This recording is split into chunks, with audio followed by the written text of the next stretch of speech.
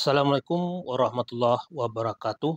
Salam peternak tangguh dari channelnya Si Guntur Farm. Oke, sahabat peternak tangguh, pada konten kali ini kami akan membahas tentang bagaimana memilih bibit sapi berkualitas untuk usaha penggemukan sapi potong. Bagi sahabat peternak pemula bahwa dalam beternak sapi, bahwa kondisi pada saat ini artinya permintaan atau kebutuhan daging sapi itu masih cukup tinggi, apalagi pada momen-momen tertentu seperti pada saat Lebaran Idul Adha atau pada hari raya Kurban. Jumlah permintaan sapi itu cukup tinggi. Dari kita dapatkan dari kalangan peternak bahwa memang pada saat hari raya Idul Adha itu harga sapi itu adalah yang terbaik, artinya cukup dihargai, pantas lah bagi seorang peternak sapi. Oleh sebab itu, bagi sahabat yang akan atau mau atau berniat untuk beternak sapi, saya kira ini merupakan momen yang paling baik untuk dilakukan. Apalagi kalau kita memiliki lahan yang cukup luas atau kondisi alam yang tersedia pakan yang cukup banyak seperti di daerah-daerah pedesaan. Memang kelangkaan pakan untuk saat ini untuk daerah yang terkena kemarau itu cukup menyulitkan bagi peternak. Tapi bagi sebagian yang bukan dilanda kemarau yang cukup panjang, itu yang jelas pada kondisi saat kemarau ada beberapa hal atau momen atau ada beberapa hal yang mesti kita lakukan untuk mengantisipasi kelangkaan pakan tersebut. Tentu kita harus memiliki sumber pakan yang cukup Artinya ada beberapa trik yang mesti kita lakukan, yaitu dengan menanam pakan hijauan. Ada beberapa pakan hijauan yang saya kira yang perlu kita sediakan di lahan peternakan kita. Yang pertama adalah rumput odot, rumput gajah, atau rumput pacong, atau rumput yang lainnya. Artinya yang berguna untuk pakan ternak. Kemudian ada pakan hijauan yang mengandung sumber protein yang cukup tinggi seperti kaliandra bisa kita tanam, kemudian lam toro, oligofera, dan pakan sejenis lainnya yang bisa kita tanam di area kandang. Saya kira ini akan menguntungkan apabila kita tanam di area kandang. Artinya sewaktu-waktu dibutuhkan kita bisa mengambilnya. Dan kita tidak akan mengeluarkan banyak biaya untuk membeli pakan hijauan. Karena pakan hijauan sudah tersedia di area kandang kita. Kalau terkait dengan jenis sapi yang mau kita pelihara, itu tentu tergantung pada modal yang kita miliki. Kalau kita memiliki modal yang cukup banyak atau cukup untuk membeli sapi yang ukuran-ukuran besar seperti sapi simental, mosin, sapi PO, atau sapi Brahman ya kita bisa membeli sapi yang ukuran jumbo tersebut. Tentu dengan harga yang cukup tinggi dibandingkan dengan sapi lokal seperti sapi Bali, sapi pesisir, Tapi kebanyakan dari masyarakat yang menengah ke bawah ya, peternak-peternak di daerah pedesaan itu lebih menyukai beternak sapi Bali atau sapi kampung ya, di lokal, seperti sapi pesisir. Karena ini disesuaikan dengan budget mereka, kemudian sebagian pengalaman dari peternak itu sendiri eh, memelihara sapi kampung, sapi Bali misalnya, itu perawatannya eh, cukup mudah dibandingkan dengan memelihara sapi semental atau sapi limosin. Ini tergantung prinsip seorang peternak. Jadi sebagian besar yang kita lakukan review kandang, artinya masyarakat lebih eh, cenderung untuk memelihara sapi Bali ya. Karena sapi Bali itu tidak banyak eh, tingkahnya. Artinya dengan pakan yang eh, minim ya, ini juga dia juga cukup bisa tetap bertahan ya. Artinya pakan tidak terlalu memilih. Seperti jerami itu juga bisa diberikan ya, untuk sapi Bali.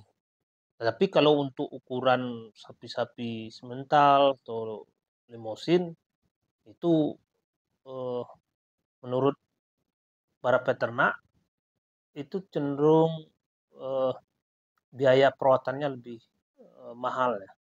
Karena jumlah makanan yang harus disediakan setiap hari itu mm, tentu cukup banyak karena ukurannya besar dibandingkan dengan sapi Bali. Kemudian pemeliharaan yang dilakukan oleh peternak di pedesaan itu dengan semi intensif. Artinya sapi yang sebagian itu dipelihara di dalam kandang dan sebagiannya atau artinya semi intensif, artinya pemeliharaan ada dilakukan di kandang kemudian dibawa keluar kandang. Artinya sapi diletakkan di area rerumputan yang cukup banyak rumput, kemudian pada sore hari kembali dibawa ke kandang. Kemudian nanti disiapkan berapa karung untuk pakan pada malam hari. Nah, seperti itu yang dilakukan oleh peternak-peternak di pedesaan. Tetapi kalau sahabat peternak yang serius ya dalam mengusahakan untuk uh, sapi potong atau penggemukan, tentu harus menambah pakan konsentrat seperti ampas tahu, kemudian ada sagu ya di daerah pedesaan itu cukup banyak sagu. Artinya pemberian sagu kemudian ditambah dengan uh, onggok ya, atau bahan dari ubi kayu, kemudian ditambah dengan dedak, bekatul, itu sudah cukup baik ya pakan seperti itu. Sehingga kenaikan berat badan sapi itu tentu akan lebih cepat dibandingkan dengan hanya pakan hijauan saja. Pun kalau kita menyikapi hanya dengan pakan hijauan, itu mesti dengan pakan hijauan yang banyak mengandung sumber protein. Artinya pakan hijauan yang bersumber dari kacang-kacangan seperti lamtoro, kemudian Lycopera, dan berbagai jenis yang lainnya. Jadi eh, kalau jenis sapi itu tergantung kepada eh, modal yang kita miliki. Kemudian tergantung eh, keyakinan ya peternak masing-masing. Kemudian eh, tentu kalau untuk penggemukan atau untuk sapi potong tentu harus jenis kelaminnya jantan. Ya, karena di saat hari raya Idul Adha orang pasti akan mencari sapi jantan. Kemudian usia sapi itu berumur atau berkisar antara 1 sampai 2,5 tahun. Hal ini juga tergantung dari kondisi ternak sapi. Tapi menurut pengalaman beberapa peternak di lapangan, untuk penggemukan sapi Bali sebaiknya digunakan sapi yang berumur 1,5 sampai 2,5 tahun. Jadi ternak sapi bakalan yang lebih muda, umur 1 sampai 2,5 tahun, mempunyai tekstur daging yang lebih halus, kandungan lemak yang lebih rendah, dan warna lemak daging yang lebih muda, sehingga menghasilkan daging dengan keempukan yang lebih baik dibandingkan sapi yang tua atau umur di atas 2,5 tahun.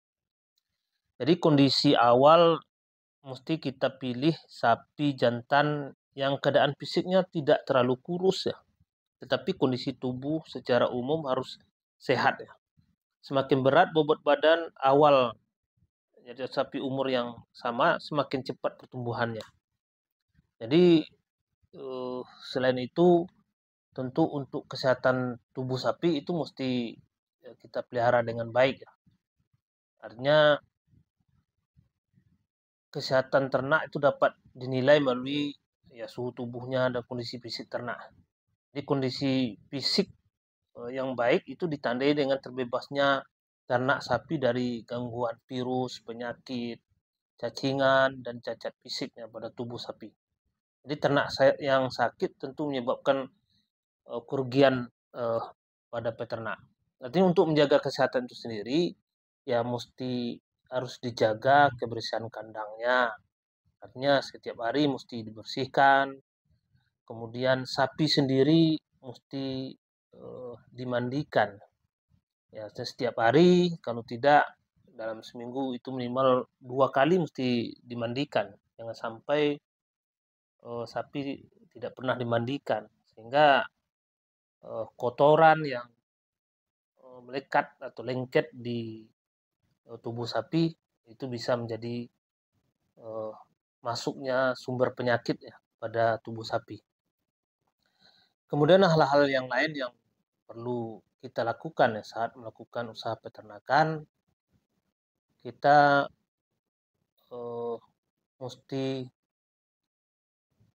banyak belajar, artinya banyak bertanya kepada para senior, kemudian masuk kepada komunitas-komunitas peternak. Jadi kita dapat mendapatkan informasi terkait dengan bagaimana cara beternak dengan baik, kemudian pengalaman-pengalaman dari peternak lain. Sehingga ketika kita dihadapkan dengan masalah ya pada ternak kita, kita bisa mengatasinya. Kemudian juga harus punya kontak ya, dengan puskeswan ya, menteri hewan atau dokter hewan ya. Ketika sapi kita sakit, kita mesti cepat menghubungi mereka sehingga bisa teratasi dengan cepat ya sapi yang kita pelihara itu. Jangan sampai sapi kita itu mati, tentu kerugiannya sangat besar sekali. Saya kira itu yang perlu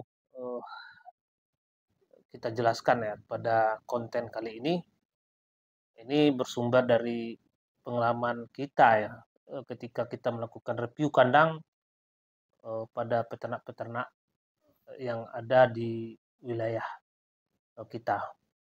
Mudah-mudahan bisa memberikan informasi, mengedukasi, dan sumber inspirasi ya, untuk teman-teman peternak. Demikian, terima kasih. Salam peternak tangguh dari channelnya Seguntur Farm. Assalamualaikum warahmatullahi wabarakatuh.